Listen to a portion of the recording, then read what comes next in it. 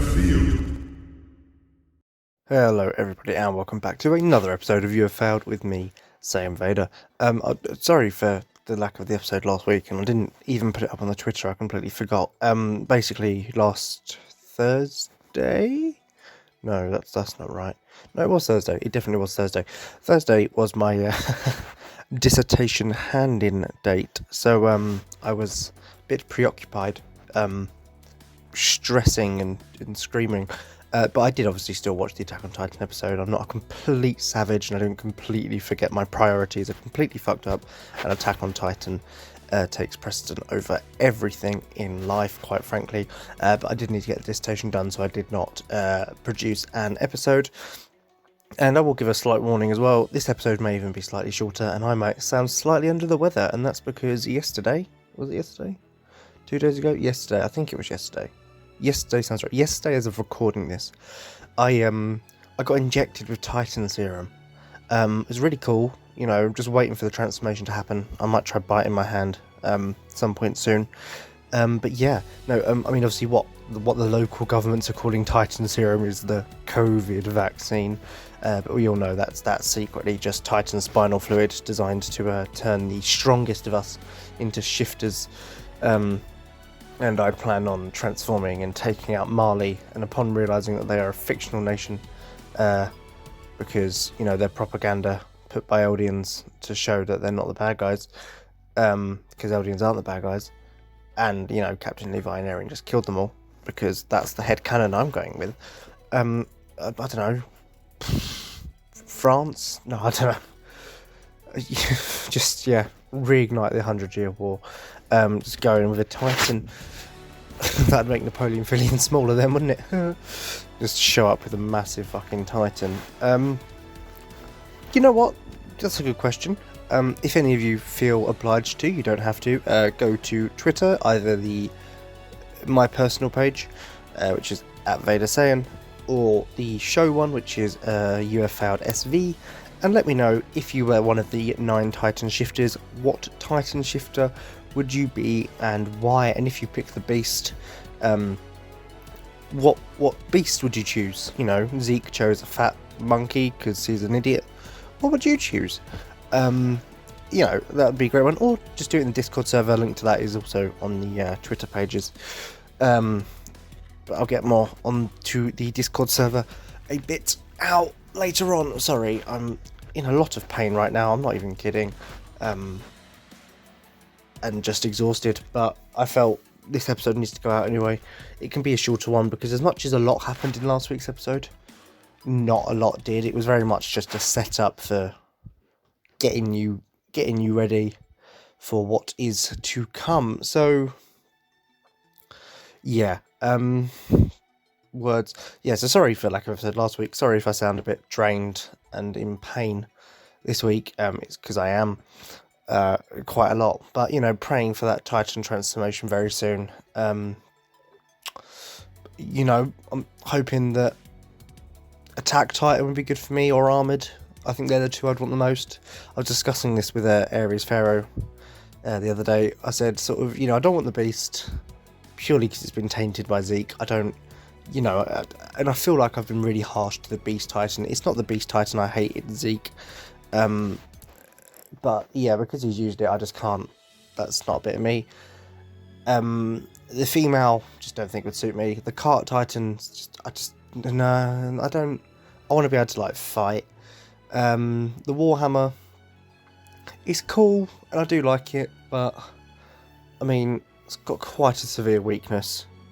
You know, you can protect your nape, but if you've got a power cord, you can just unplug the power cord, you know, like Eren did. It's not... I don't, I don't know. And then... What am I missing? Jesus. Founding. I'm not royal. I can't use it. Even if you are royal, can't use it. It's just too many stipulations on that one to whether you can or can't use it. So, I mean, what's the bloody point?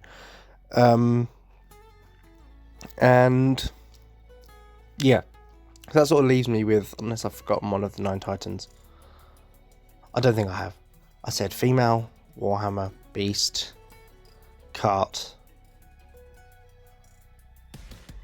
Founding. Colossal armor. No, that's only 8. Colossal armored attack. What am I forgetting? Oh, the jaw. Yeah, yeah, no, why wouldn't I put the jaw titan? The jaw titan would be cool. Yeah, I don't know why I didn't think of that one. I always forget one. It's normally the cart or the jaw titan. I don't know why. But, I mean, to get a cool jaw titan, I think, you sort of have to be one of Marley's people, don't you? Because they do the experiments on you to give you sort of the hardened jaws and face. Otherwise, you just look a bit like Amia's jaw titan. It's a bit weird. More like pure titan. So, I don't know. But no, jaw titan's not a bad call. But no, anyway. So then I got down to my final 3 when I was talking with her, which was colossal, armored, or attack. And I narrowed it down to, I said I'd either have the armored or the attack titan, because the attack titan, obviously, it's sort of got that indomitable spirit, and it's abnormally strong even for one of the 9 titans. It's probably one of the strongest of the 9. And it can harden, if under the right circumstances, training and or just having some of the hardening fluid. But then you've got the armoured, obviously another very strong, well protected and everything. The reason I ruled out the colossal is because, if I had Titan powers, I'm talking about in real life, by the way, if I had Titan powers, you'd want to use them. Like, you're not going to not use them. Like, someone's pissing you off and just bite your hand and just fucking massive Titan and just fucking drop kick them across the room. Maybe you wouldn't use them like that.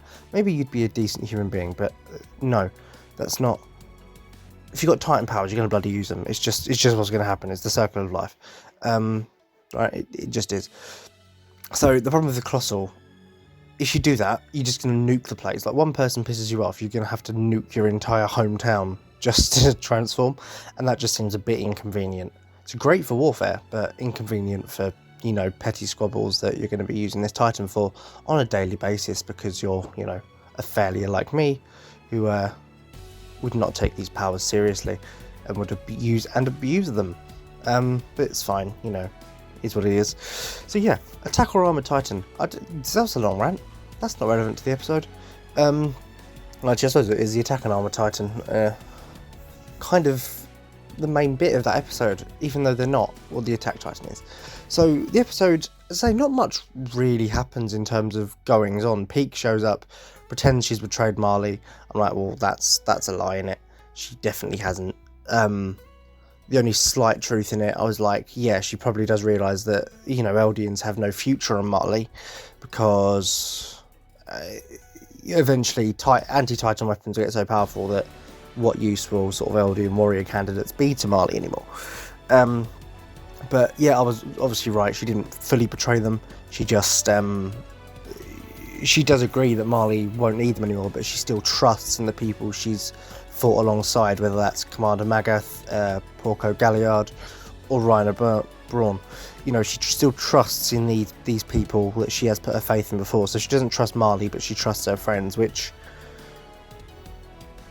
it's a weird parallel to Eren in that respect, that, he, as much as he's pushed them away at the moment, he doesn't trust Paradis, but he does trust his friends, to get the job done, and hence I'm still for the theory that he intended to die here and he wanted them to kill him, and he did trust this all to them all along, really. That's still what I wholeheartedly believe.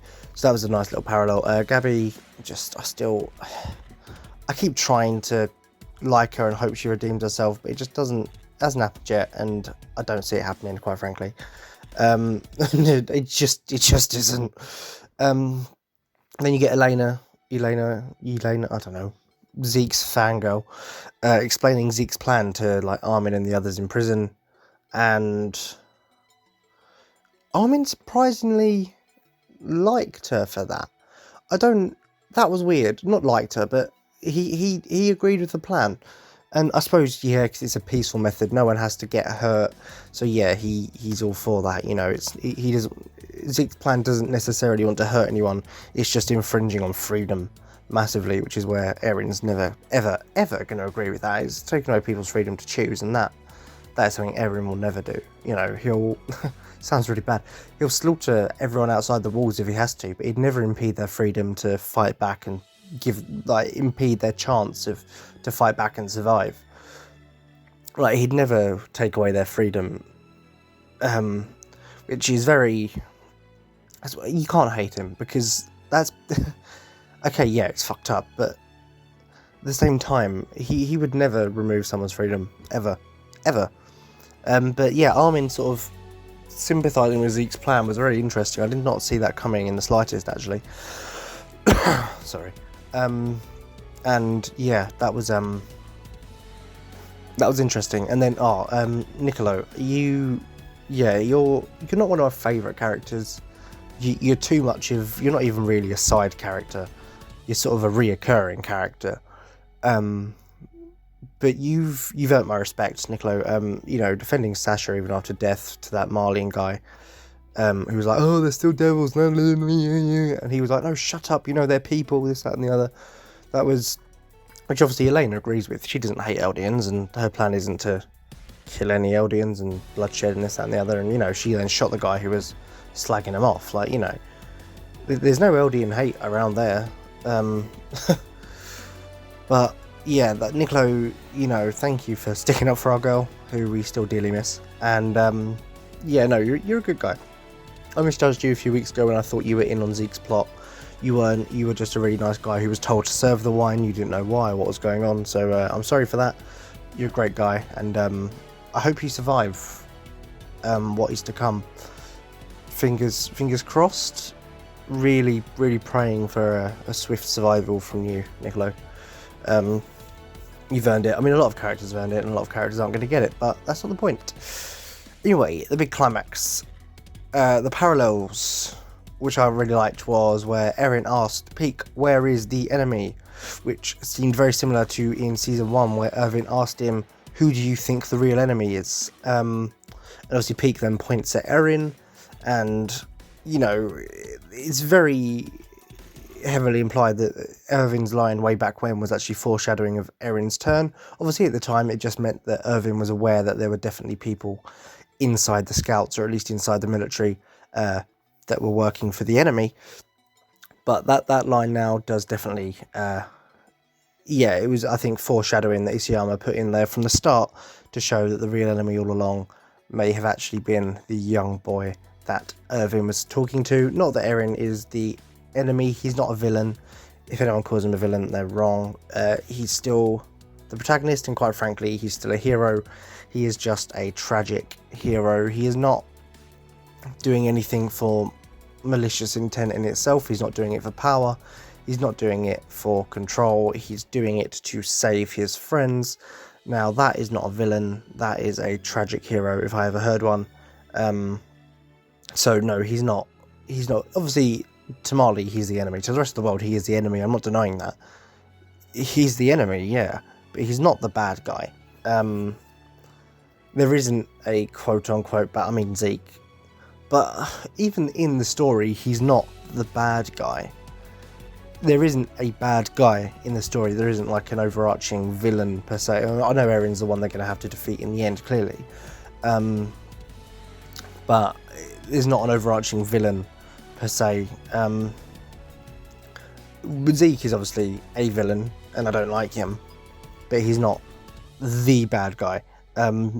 I think if you call him the bad guy, you're giving the guy way more credit than he deserves. He's just a fat fucking monkey. Honestly, it's like discount King Kong. It's like literally the sort of budget version of King Kong. You couldn't get like a fit gorilla, so you had to get sort of the fat one that's out of work to do the job for you. That is what Zeke is at this point, and he's a fucking idiot. Why pick a fat monkey? I don't get it. It's just, moving on. So, yeah, the parallels. Who's the enemy? Eren. And then you get one of the coolest scenes in Attack on Titan. It's, and this is in a series full of amazing scenes. So you've got, so Eren then, to be fair, Eren knew it was a trap all along. He was ready to transform from the start. You could see that with, why does he look like such a badass now as well? There's something about that, I love the classic scout uniform, the little sort of crop jacket, the the boots and everything. I think that looks incredible. Something about it just screams coolness to me. You know, maybe it's because Captain Levi wears it and he is the epitome of badass. But whilst I don't think anyone's ever going to take the crown of king of the badasses from Levi, like, it's never going to happen. Eren Yeager has fucking just stormed his way up there, though. I don't know what it is about a long sort of... He's just wearing a long black coat over his normal shirt with, like, black jeans and black shoes, but he just looks so cool and intimidating.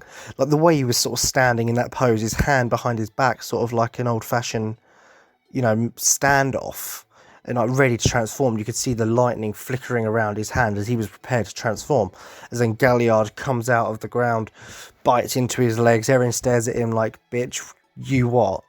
And I'm sitting there thinking, Galliard, are you a fucking idiot? Like, not only did you miss, but you've now pissed off one of the most powerful titans around at the moment, if not the most, because you've got the attack mixed with the Warhammer mixed with the founding, and you've just gone and made him angry. That's not smart, mate. Like, next time, you know, pull a fucking... Like, I just imagine Eren to pull a Thanos and go, you should have gone for the head. Just transforms. Which, by the way, is a fantastic transformation sequence, and I sort of said this to Pharaoh when we were discussing it, and it's rather depressing. That will probably be the last time we see Eren transform into the Attack Titan. That's really depressing to me, because obviously the Attack Titan is just iconic at this point. It's what the show is named after, because obviously I can't pronounce it, the Japanese version, but it doesn't translate directly, but that is the name of the Attack Titan in Japan. It is something like the Attacking Titan or something like that, and obviously when you brought it over here it didn't translate as well, so we changed it to Attack on Titan. But in Japan, the namesake of the show is the Attack Titan, the Attacking Titan, or whatever the direct translation is. That doesn't really make grammatical sense. So yeah, it's sort of weird to think that this is probably the last time we're going to see Eren transform into his Attack Titan form. After this, it'll probably be his weird giant founding Titan thing, which obviously still looks somewhat like his Attack Titan. But yeah, this is the last time we're probably going to see the Attack Titan in itself, which is sad. But the scene is fucking epic. You know, Pete confirms that she didn't betray her friends. And Eren just transforms, and you see Reiner, and even though, you know, Eren can't directly see where Reiner is, and Eren's probably so far away that Reiner can't actually see him, they're somehow still managing to stare each other down, and they know that they're gonna go at it again, as Eren's like, you know, come on Reiner, bring it on, and Reiner's just staring back at him like, this is it, Eren, like, you and me one last time. And it's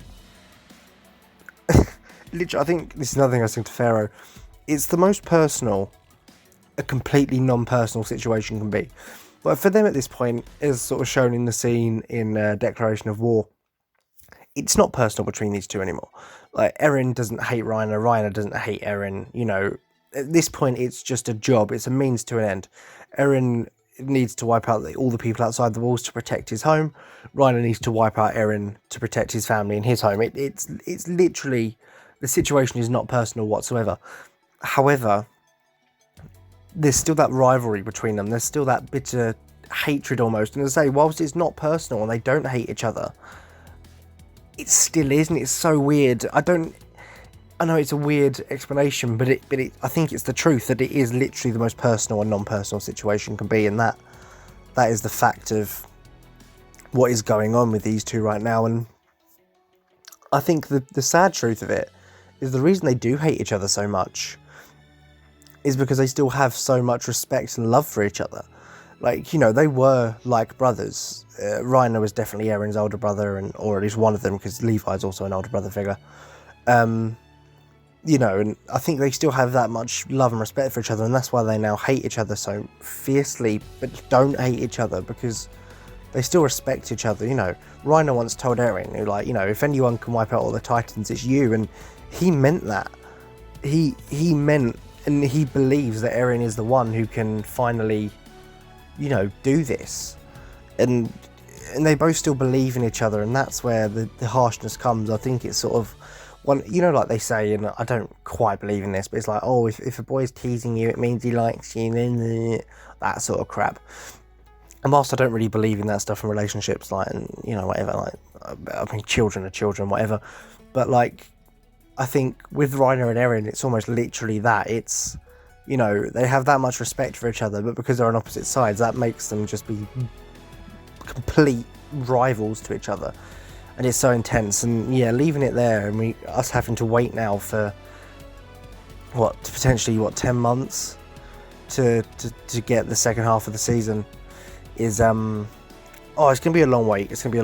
I mean, I don't have the patience. I was about to say I do, I don't. But for Attack on Titan, I'm willing to do it because I love this show.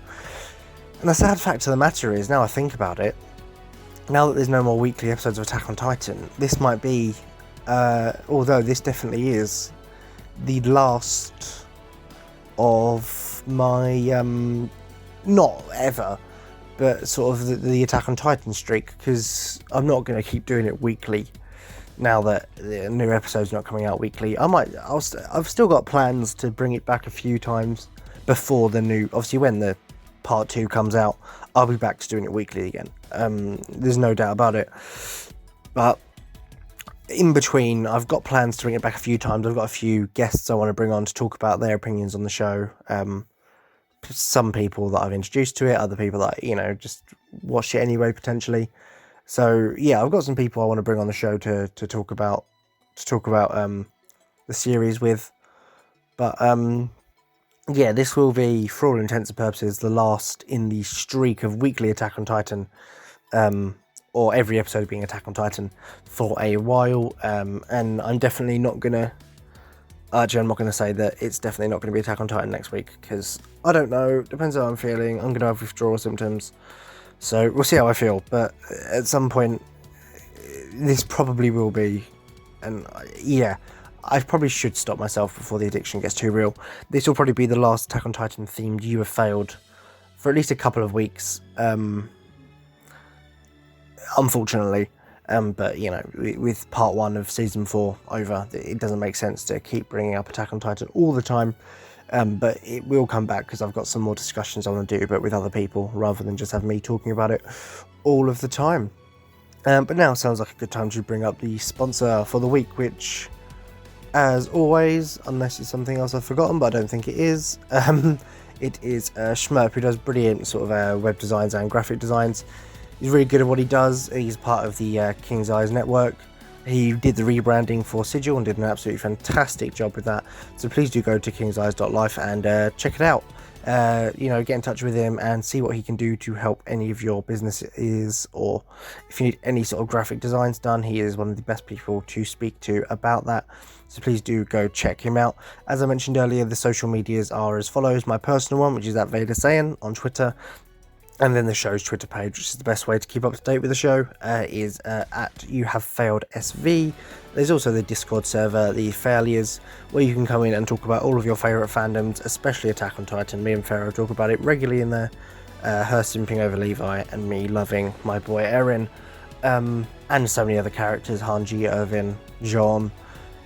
To be fair, Pharaoh bullies Jean, but we'll get to that when she's a guest on the show, I'm sure. About her absolute, it's literally ridicule of the poor guy at this point. I feel bad for him, really. He deserves better. So for the second part of this, as I say, I don't know how long it's going to be. I'm trying to keep my energy up, I swear, guys. I'm so sorry if I sound dead inside. I've been like that for years.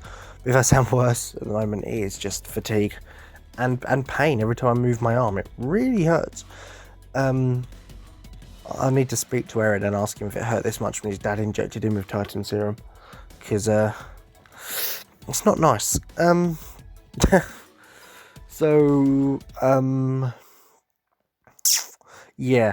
Okay, this is the bit where I'm stressed out now, and I'm not even kidding. So this Friday, the 9th of April, we get chapter 139, which is, of course, the end of Attack on Titan. And that is something that, I mean, I've already got tears in my eyes just thinking about it. I'm not even going to deny that. Just even saying the end of Attack on Titan, I've got massive tears in my eyes. And yeah, it's emotional. I don't want this story to end. I don't, as a human, like just as me, I don't like goodbyes anyway. I don't like saying bye. Not as in like, oh, I'll see you again tomorrow, like, oh, bye. But I don't like, sort of goodbyes, like real ones. They're not something I like to do. I try to avoid it if I can. But I don't like saying goodbye to people. I don't like, losing people, that sort of soppy stuff. And I've said multiple times on this show that the characters in this show, they have a way of becoming real to you. And they really have, like, these, I care about most of these characters, more than I care about most real people, quite frankly. And even if they don't die, and I pray all of them don't, but I'm not holding my breath for that. This is Attack on Titan after all. But even if they don't die and they do find a way to, survive, it's still goodbye. This is still the end. This is still, good. I know last time we saw him, we had his head chopped off, but even if somehow he's still alive, this is still goodbye Eren Yeager. Even if he survives, this is still goodbye Captain Levi. And it's horrible. I don't like it. I don't like the fact that, I know obviously I'll have the show to watch, so I'll get to see it all play out in animation. I really look forward to that. But I don't, and yes, I will be reading the manga chapter. Some of you might say, oh, you're spoiling it for yourself. Well, no, I need to know whether Eren and Levi survive, especially Eren. If he doesn't, I need time to prepare myself mentally to watch that happen, to watch him die. I'll need to prepare myself, because I won't be able to handle it otherwise, and I'm not even exaggerating, that'll break me. So yeah, saying goodbye to these characters is going to be one of the hardest things ever, whether they live and, or die. It's because it's a really weird feeling. Like, before, you were always only nervous that they might die, because then you'd have to, some of your favourite characters might die and that's it, they're gone. But this time, after this chapter, this one final chapter, whether they're alive or dead, that's it. You're never going to see them again, or not in a new light anyway. You can go back and rewatch or reread, and I can guarantee to you I will be doing that. But this is it for them. This is it for Eren, for Levi, for Jean, for Connie, for Armin, for Mikasa, for this is it for those characters that we've fallen in love with, and the story and the world that we've fallen in love with. It's not just the characters, it's the whole world. And I forgot to say Reiner there, and I feel really bad because I love Reiner. Yeah, this is it. One way or another, this is where the story ends. And I don't like it. Nothing lasts forever. As Irvin says, everything dies. Or everyone dies. I can't. Nothing lasts forever. And to quote Vision in Age of Ultron, something isn't beautiful because it lasts. The beauty in Attack on Titan is that it is fleeting. I think I said in a few episodes ago, it's a representation of life itself. And it links to Irvin's speech that it's up to us to give the show meaning, to make its life, to make its run worth something, and to keep the show having value. And I'll never forget that this show will always be my favourite. It will always have meaning to me, and I'll always love it and cherish the story and the characters and the experiences and the feelings this brilliant story has given me. I'll never forget it. the stuff I've learned from the show and the stuff I've felt from the show will stick with me forever. And so yes, I know that it can't last forever, and I don't want it to, because things that last too long, they do sour. It's a fact. But at the same time, so it ending is still not horrible, but it's not something I want. I know it needs to, but I don't want it to. That sort of thing. Like I don't know. You're having a good day, or a memory, and you never. There are some things in your life that you never want them to end, but they sort of have to, whether it's a good day or just a period in your life. Nothing lasts forever, and that's a sad reality, but it's a reality that this show thrives on. As I say, I go back to Irvin's speech before his final charge and his final moments. He exemplified that life is temporary. Everything is temporary. Nothing is forever. Nothing will last forever. But that doesn't mean that these things don't matter. It doesn't mean that they're not important. It just means that they existed, and we should be grateful for that, and we shouldn't forget it or just discard it just because it's gone. We should appreciate it even after it's gone, but the reality of life is that nothing will be with us forever, and it's just coming into this final step of the journey. One chapter left, one last time to see our favourite characters, and to hope, oh my god, I hope that they all live. More than anything, God, Eren deserves his freedom, man. He's earned it. He's been beaten, he's been broken, and he's kept fighting through all of it, and he deserves that freedom. He's earned it. He really has, and I've got this sneaky suspicion that the cruelty of this world is not gonna give it to him. I have this sneaky suspicion that Eren Yeager is gonna die, and the cruel twist is that he's gonna find freedom in death. And I hate that, because as much as I've ranted and complained and bitched saying Amir better fix her shit, this is all her fault, which I still stand by, it is her fault. I don't feel so, I know I'm meant to feel sorry for her because of how she was mistreated, and I get that, but she's fucked up Eren's life, and that is enough for me to swear off her entire existence, quite frankly. As much as I want her to do a magical fix button, whilst I think she can undo some things, I have a feeling that the power of Titans is going to be removed from the world, therefore saving certain people that have been recently turned into pure Titans and bringing them back to humans. I don't think there's going to be a magical fix button on saving Eren's life. That's too magical and too unrealistic for this show. And it sort of removes the cruel reality that this show tries to point out about life, that it is cruel, but there's beauty in it, but it is still real. People still die, because that's just how life is.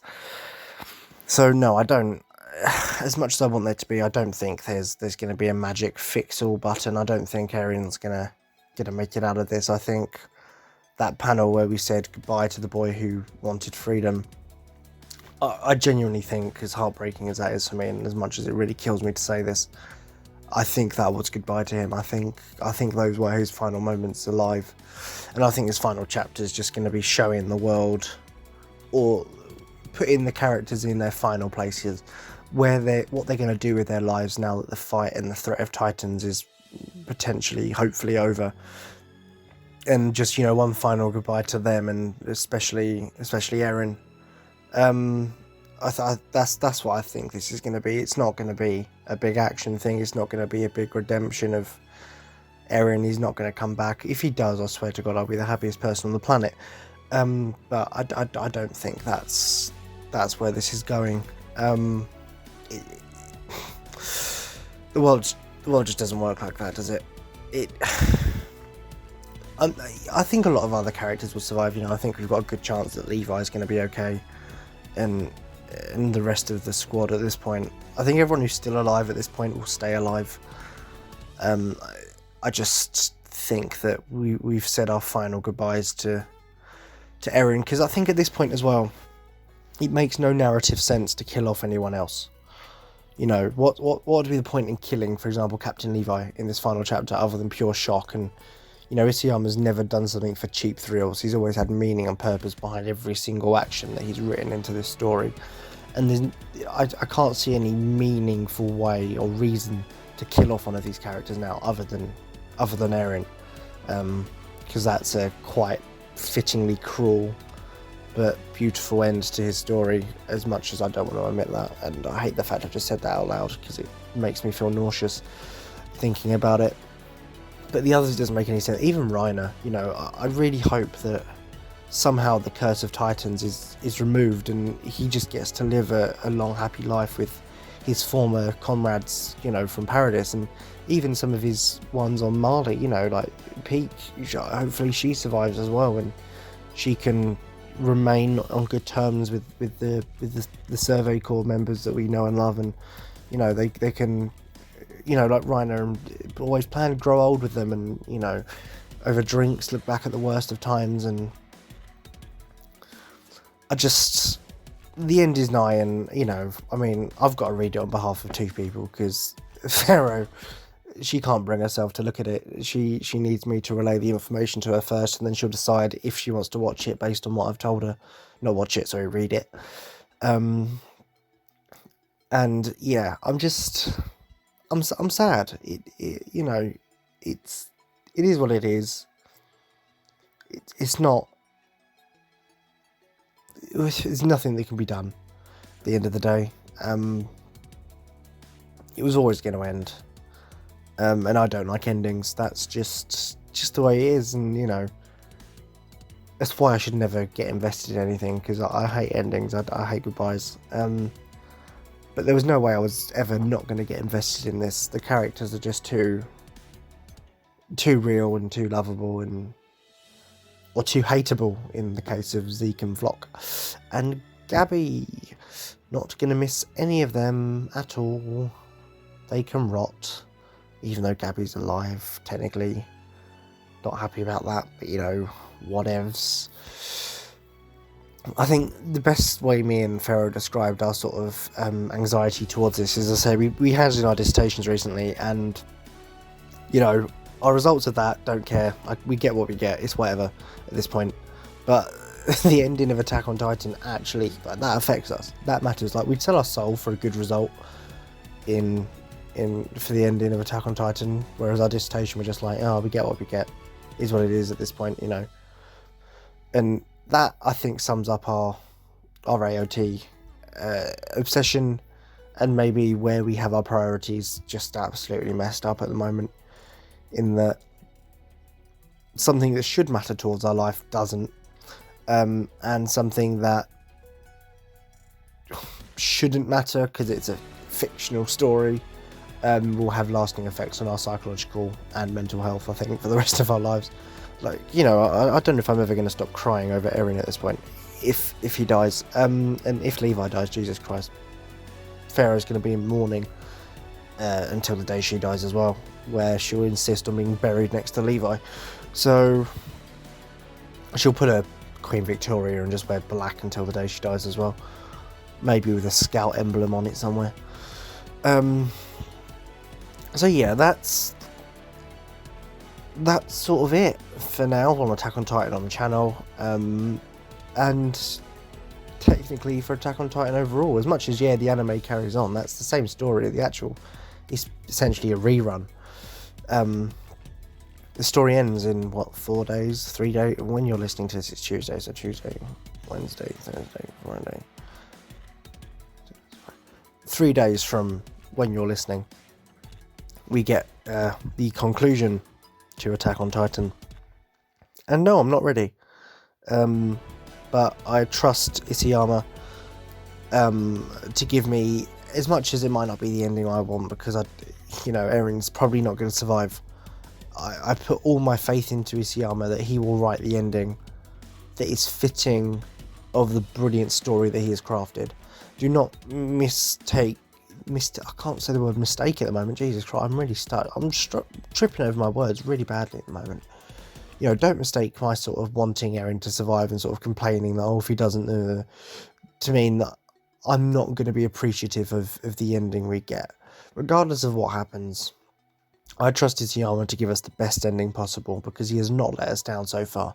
Whether we've liked it or not, whether we've, cried over character deaths, he has done everything with meaning and purpose and crafted, to me, what is the best story that has ever been penned.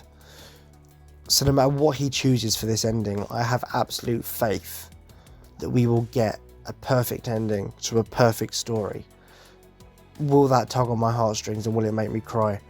Yes, even if Eren doesn't die, I'll be in tears because it's the end. But oh my god, will it be the perfect ending to the story that is perfect and always will be. So yeah, that